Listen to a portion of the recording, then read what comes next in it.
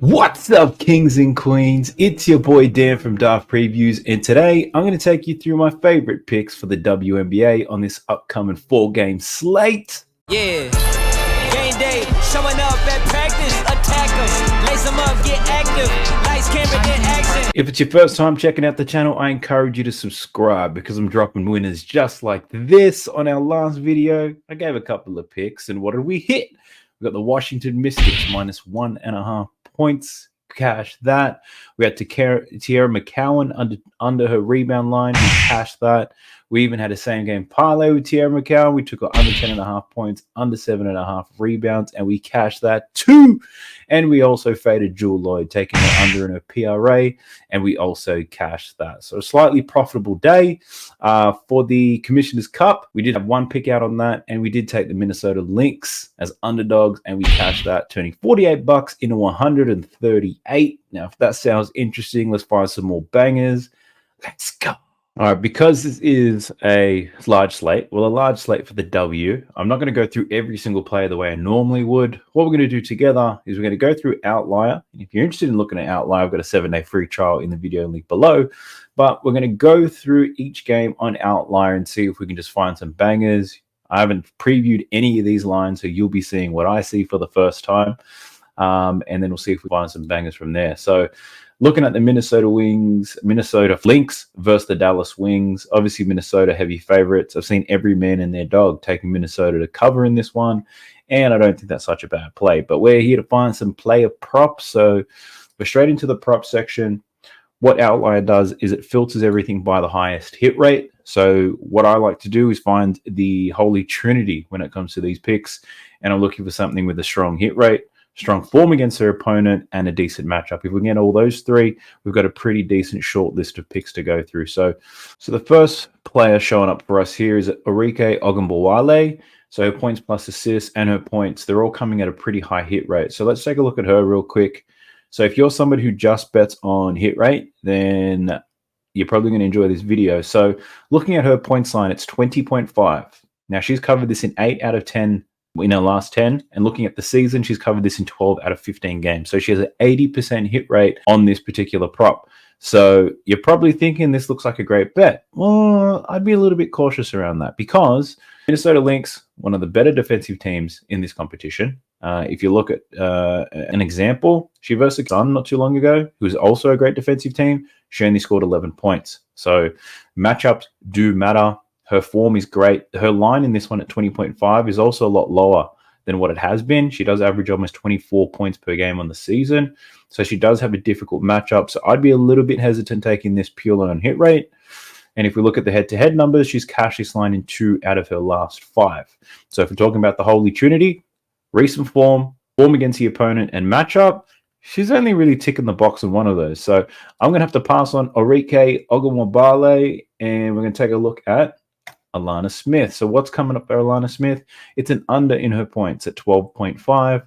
So she's hit the under in 8 out of her last 10 games, averaging 10.3 points. And on the season, she's hit the under in 65% of her games. So in terms of recent form, another tick. If we look at head-to-head matchups, she's gone under 12.5 points in 3 consecutive games against the Dallas Wings. So 3 out of 5, which isn't too bad. But then if we think about matchups, this Dallas Wings team, not very good defensively. So we're probably hitting 2 out of the 3 of the Holy Trinity in this one. If you want to dive a little bit deeper into matchups and how players play and how defenses defend, jump onto Props Madness. So I'm having a look at Props Madness real quick, and we know Alana Smith likes to get buckets from spot-up shooting and in the transition and in the pick and roll. And in terms of how Dallas Wings do defend those, well, they're probably mid-tier when it comes to defending the spot-up. And in transition, they're one of the worst. When it comes to the pick and roll game, they're not too bad at that. But out of the top 4 categories for Alana Smith to score, she's got a somewhat decent minute. So this is probably, I'd say, 2 out of the 3. So the matchup is not great if we're looking at it under here for Alana Smith. But in terms of form against the opponent, it's not a bad play, but it's not what I'm looking for. I need something with a little bit more juice. What else is showing up here? We've got Kayla McBride, and it's under in her assists, and I can already tell you that this isn't good. So the recent form's decent. She's gone under this line in 7 out of her last 10, but form against the opponent. She's gone over this in 4 straight games. And if we look at the matchup, Dallas allow the most assists in the league. So we're only ticking 1 out of the 3 boxes there. If you've never used Outlier before, here's a bit of a shortcut. Not only can you see the recent form, but you can also see the form against the opponent as well. So one that does stand out, form against opponent, it's actually Ogunbowale points plus her assists. Now check this out. 25.5 points plus assists is the line. She's covered this in 8 out of her last 10 games. In head-to-head matchups, she's covered this in 4 out of her last 5 games against the Lynx. So that's definitely 2. The only concern is this matchup. The matchup is difficult for both points and assists, but from all the players we've looked at so far, that would probably be the strongest correlation. Another one that's standing out, and a lot of it is honestly Enrique, because her numbers have been great, but her lines have been bumped down because of this matchup. Another thing we can do if we're looking at the Holy Trinity is you actually just filter by head-to-head, and then you'll be able to find out of the head-to-heads which is hitting the best, and then using this left column you can find out which has the best hit rate as of late. One thing that's standing out to me is Napheesa Collier, under 9.5 rebounds. So checking this out, firstly, against the Wings, she's gone under this in 5 out of her last 6 games, averaging 7 boards per game. She's played them twice this season, 14 rebounds in one game, 7 rebounds in the next. If we look at her last 10 games, she's gone to the under in 6 out of her last 10. But looking at her recent form, pretty poor. She's gone under 5 out of her last 6. Now, when it comes to matchup, the matchup is a good one too, because the Dallas Wings, they actually allow the 3rd fewest rebounds in the league so far. So as bad as they are, they're pretty good at limiting rebounds. So we've got a matchup, we've got recent form, and we've got form against the opponent, which is the Holy Trinity. So Napheesa Collier, that's going to be one play that I lock in right now, under 9.5 rebounds. I encourage you to do some line shopping and see if you can find some better value than a -125. All right, so I've done a little bit of line showing for myself, and I could not find anything better than -125. But I'll tell you what I probably will do. I don't think there's any way that Minnesota lose this game. I think they cover it with ease. They've already beat the Dallas by double-digit margins in both games already this season. If you take the Minnesota head-to-head, you take their money line, and you combine that with Collier under 9.5 rebounds, you get +115 on Bet365. So that's most likely going to be a play that I take. I'll submit all my bets after this video once I do some further line shopping and analysis, but that's definitely that I like. So Napheesa Collier, that's definitely one. Let's see if we can find another one that fits the criteria of the Holy Trinity. So there's nothing that meets the criteria that I'm looking for, but another strategy that works quite well is if you dump the head-to-head matchup and really just look at recent form with a great matchup. Because of WNBA, with new teams and team changes, I would too much stock into the head-to-head numbers the way I would in an NBA pick. But even if you're just looking at reform with a good matchup, you can probably find some good juice there. So we'll see if we can find one of those.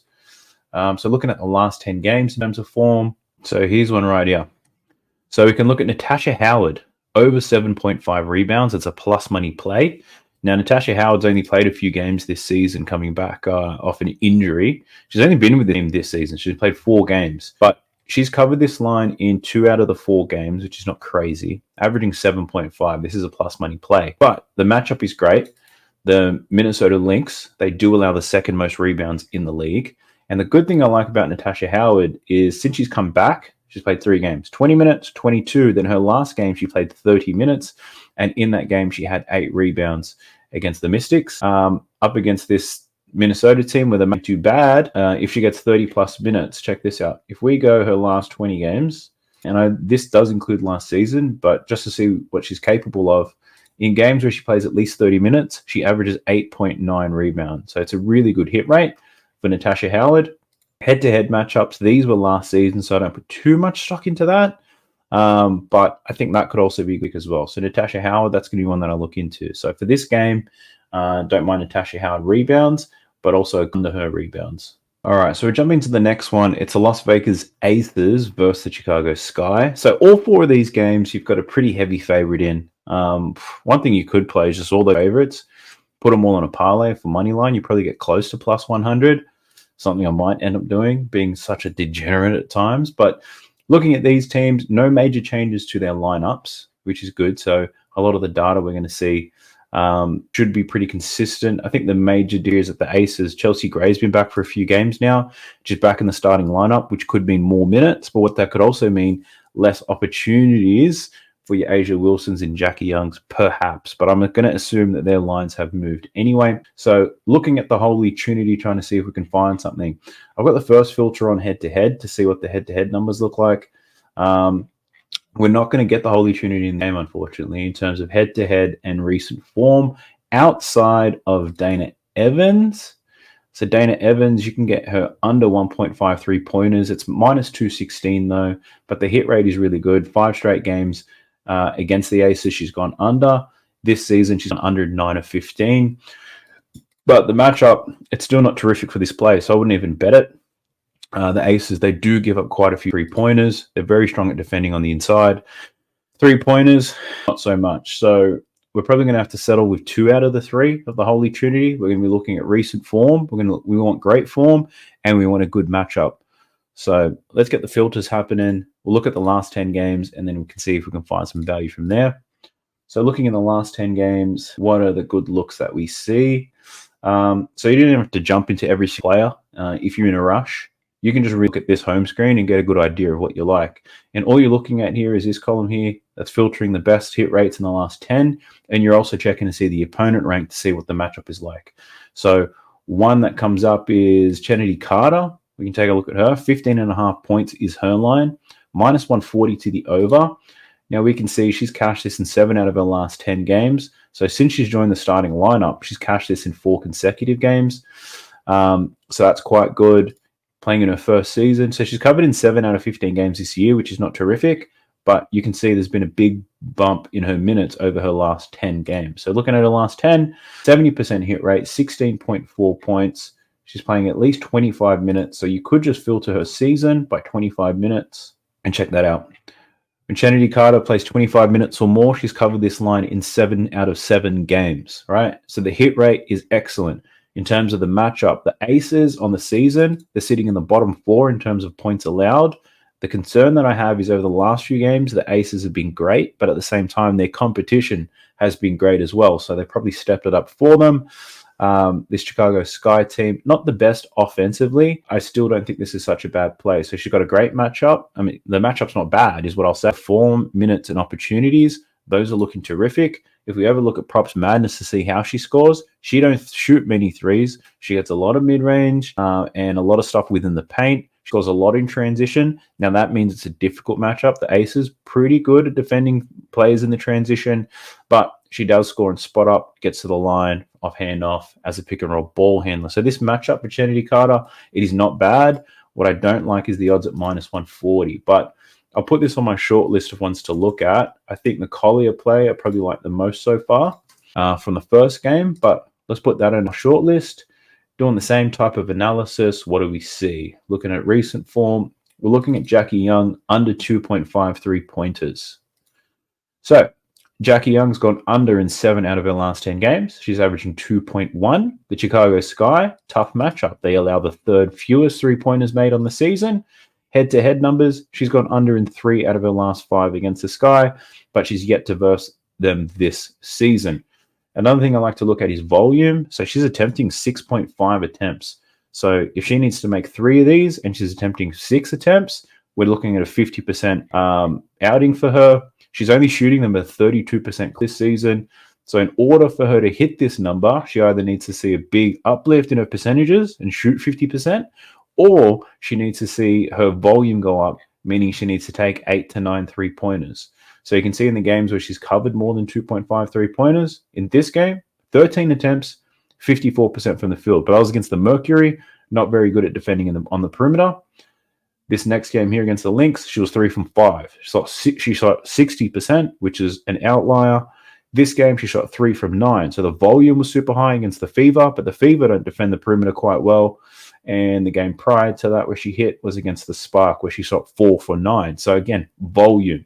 So this Chicago Sky team, they only allow 6.8 3-pointers made. And if Jackie Young is going to get 3, I don't mind this. So the under is a good look, but at minus 155, not the best odds for straight betting. But we could run it as a parlay and take the Aces money line. and take Jackie Young under her 3-pointers line as well. So you should get plus 100 odds or close to that for that one. All right, so changing the filter to the last 5 to see if we can find anything similar. Kennedy Carter we've gone through. Jackie Young we've gone through.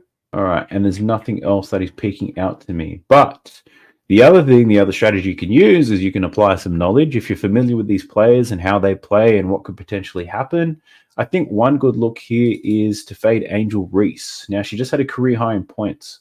So I want to take a look at her points line. Check this out. 14.5 points. She's covered this line in only 4 out of 15 games. So the hit rate is not great. Let me just take a look at the under, minus 119. So she's hit the under in 11 out of 15 games this season. She's up against the Aces team. Yes, they are bottom 4 in terms of points allowed. But this, if you're using Props Madness, you'll be able to see it. Angel Reese, that she scores her points, 81% of her points are in the restricted area, meaning right under the basket. And if you look at the Aces and how they defend that spot, they are ranked number 1 in the league. So she scores a lot of points from putbacks. The Aces, number 1 at defending that.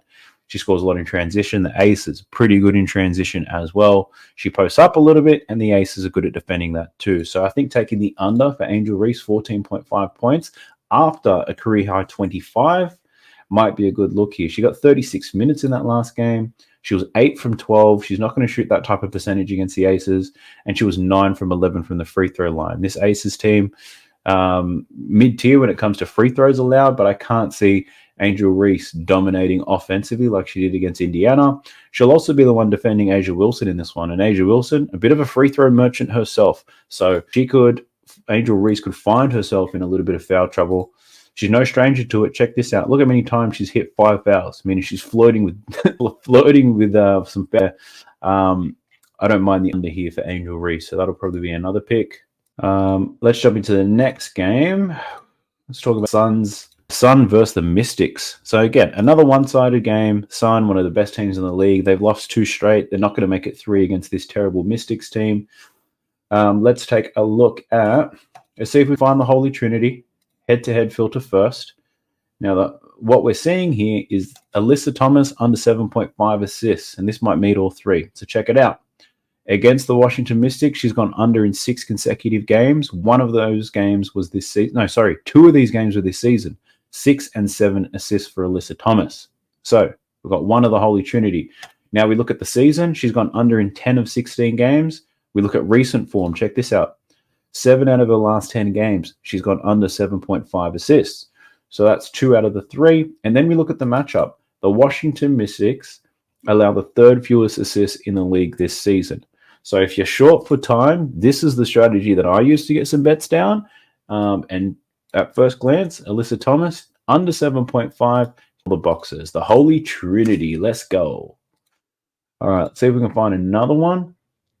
We're not going to find the Holy Trinity in this one, I don't believe. I can see it already. But we can just look at recent form matchup. So filtering through the last 10 games, what do we see? Alyssa Thomas, that's one that comes up. We've got Dewana Bonner. So it's over 6.5 with Dewana Bonner. She's hit the over in 7 out of her last 10, averaging 7 rebounds per game. So the recent form is good. The matchup is nice too. The Mystics, they do allow the 4th most rebounds. So that's not such a bad look. The over is at minus 130. So that's not terrific. And the next resource that I would use for this, though, you'd have to pay for this, but it's just RotoWire. I subscribe to their premium plan or whatever they call it. And that's because you get access to this tab. Let me show it to you. You get to see the points, rebounds, and assists allowed, or pretty much that, what the opponent averages against these teams. So we know Bonner is a forward, and we're looking to see where does the Washington Mystics rank in terms of rebounds allowed to forwards. And I'm happy to say the Washington Mystics, they allow the most rebounds to forwards so far this season at 19.8. The other thing to look at is just guards, because she does play a bit guard-like, so she's really just a wing. Just want to see this correlation there.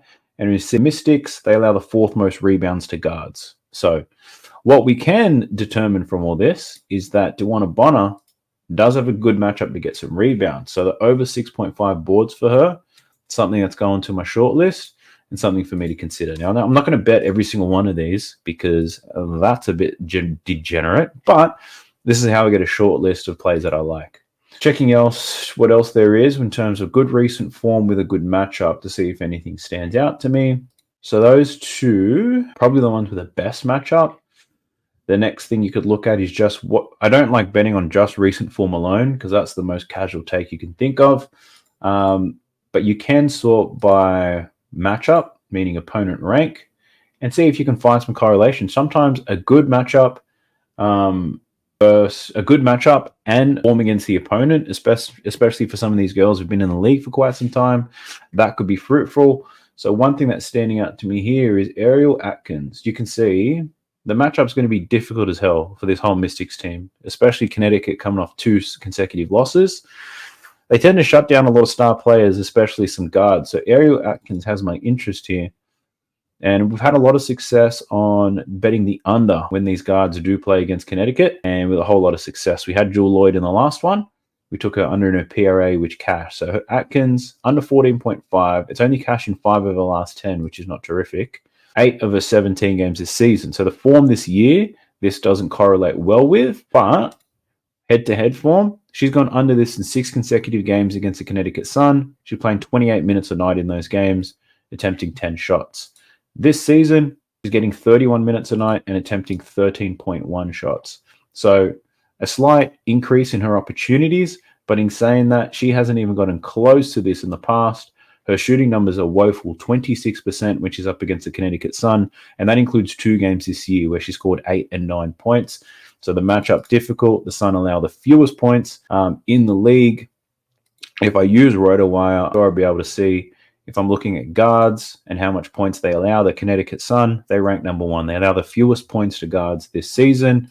Whilst I'm on here, they allow the fewest rebounds and they allow the second fewest assists. So I think under in points is a good look. Let's take a look at her assist numbers, 3.5. She's hit the under in her assist line for 6 games and 10 out of 17 games this season. So the under looks all right there.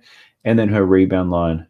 She's hit the under in her rebounds in 53% of games this season and in 83% of her games against the Connecticut Sun. So what I'm ultimately looking at here is probably an under in her PRA, if I can find it. And if I can't get the PRA, I would say taking the under in her points is definitely a good look. All right, another one we can look for here. We're looking at head-to-head form with a difficult matchup. We've got Stephanie Dolson. We could potentially look at a fade for her as well. So Stephanie Dolson does score a lot of her points as a spot-up shooter. Once again, the Connecticut Sun, pretty good at defending that area of the floor, but let's take a look. 10.5 is her line. She's hit the under in 6 out of 10. Her last 3 games have been good, though, 14, 16, and 18. So that was against the Fever and 2 games against the Dallas Wings. So 2 of the bottom, lower-performing teams in the competition, so the matchup has been pretty easy for her. In her games against the Connecticut Sun, 9 consecutive games she's gone under, including the 2 games this season. Having a look at her minutes, 25 and 26 minutes in both of those games. As of late, she's getting 31, 26, 32. So she's getting more minutes and more opportunities. I'd probably lean to the under for this one, but I think the Ariel Atkins play, taking the under on her is probably the best look. So, yeah, it looks like the under for Ariel Atkins is probably the best one we find here outside of Alyssa Thomas. All right, but we've got 3 good looks in that game. Let's jump into the last one. We're checking out the Fever versus the Storm. So find this holy trinity, see if we can find it, and we cannot by the looks of it. So the holy trinity we're going to have to put to bed, but let's check out recent form and see if we can find something with juice. I'm going to filter by odds because some pretty shots are coming up for me. Let's go worst odds of -150 because with a little bit of line shopping, you'll be able to find some value there. All right. So Nyeka, she comes up, but she's got a good matchup and form against the opponent doesn't align to fading her. So I'll have to pass on that. Do we want to fade Caitlin Clark today? That's one thing that comes up. Kelsey Mitchell, she's got the over in her head-to-head numbers and in her recent form, so this could be a good look. It's ticking 2 out of the 3 boxes. So Kelsey Mitchell lines at 16.5. She's cashed this in 5 consecutive games. 7 out of 10. She's cashed this in 11 out of 18 games this season. Her minutes are great. Her shot attempts are very consistent. The volume's nice from deep. And if we look at head-to-head against the Storm, she's cashed this in 4 out of her last 5. She's played them twice this season, scoring 17 and 14 points. So this is a road game. Her last road game against them, she scored 14. And in that game, she got 35 minutes, 5 for 16. So she shot the ball poorly in both games against the Storm this season. Volume is nice, but her percentages haven't been great. Looking at recent form, her shot percentages have been pretty strong. But you can see here, this is up against the Sky, the Dream, the Mystics, the Sky, the Dream, and then he's a tough one against the Connecticut Sun, 3 from 8. So the teams that are good defensively, they make life a lot difficult than a lot of others. And you can see there's a rough patch here against the Aces, the Storm, where she wasn't shooting so well. So her recent form is excellent. We can't deny that. But up against the Storm, who are kind of rolling right now, they did just beat the Connecticut Sun. They probably fancy themselves slowing her down. So I'm not overly keen on betting her over. I think we might have to look at fading Caitlin Clark in this one. I did fade her last time, and she punished me. Those 13 assists killed me. But let's take a look. Let's look at her PRA. It's at 30.5. So she's got a tough matchup for points and assist. Matchup for rebounds isn't too bad. But if we look at the under, she's hit the under in 5 of her last 10. She's hit the under in 10 out of her last 18. And if we look at her road games only, she's hit the under in 6 of her last 6 out of 10. So even that's not terrific. One game against the Storm on the road, 21-7 and 7. So she's feasted on them in the past. So I'm not overly keen to take an under for Caitlin Clark on that one. We'll sort by rank, see what good matchups are available. And the good matchups here, we're looking at some overs for Jewel Lloyd. So here's Jewel Lloyd. Look at her PRA. I did take her under in her PRA in her last game. So her recent form is not good, right? 4 straight games she's gone under. 5 out of her last 10 she's gone over. So recent form not good, but check them out. Good matchup for points, rebounds, and assists for Jewel Lloyd. And if you look at the head-to-head matchups, 4 consecutive games against the Indiana Fever, she's gone over. 2 games this season, 49, and another with 29. That one where she's had 29, she only played 27 minutes, only shot the ball 14 times. As of late, volume not the best, a little bit lower than what we'd like to see, but the minutes are great. So the opportunities are definitely there for Jewel Lloyd. So this might be one that we take a look at, taking the over in her PRA. The matchup isn't so bad. We can points and assists, probably a bit more consistent, I would say. But the over in 28.5 doesn't look like such a bad play for Jewel Lloyd. So I'll add that to my short list. All right, what else do we see? These are all good matchups. Another one, it could be Nyeka, over 27.5 in her PRA. She's crushed the Fever in the past. She's got a very good hit rate against them. So let's take a look at this. Obviously, the matchup's nice. Her recent form is not great compared to this line, but this line would have moved up given how easy the matchup is, right? So that's why I don't fuss too much over recent form. But if you look at form against the opponent, so she's covered this line in 5 consecutive games against the Fever, 2 games this season, 34 and 29 PRA. In that most recent game, she only played to win for the Seattle Storm, 17, 6, and 6. So she still managed to cover. Looking at her recent numbers, she's getting 32 minutes in over her last 10 games. So I'd probably lean to the over in this one for Nyeka. But the only reason I wouldn't take it is if I do like the Jewel Lloyd play a little bit better. I don't want to take this 2 players on the same team for the same play, if you know what I'm saying. Let's see if we can find something else. Really looks like Nyeka and Jewel Lloyd, but Easy scored some points against this team. So her point sign's at 13.5. Again, only 5 out of her last 10. The Fever do allow the most points in the league. And if we look at head-to-head numbers, she's cashed this line in 4 out of her last 5 against the Fever, including the 2 games this season with 14 and 15 points. She did that in 28 minutes of action. Looking at her last 10 games, she's getting 32.5 minutes. So her last 4 games, the minutes have been nice. So one thing I might look at is I'll check RotoWire to see which position are the Fever really leaking these points to.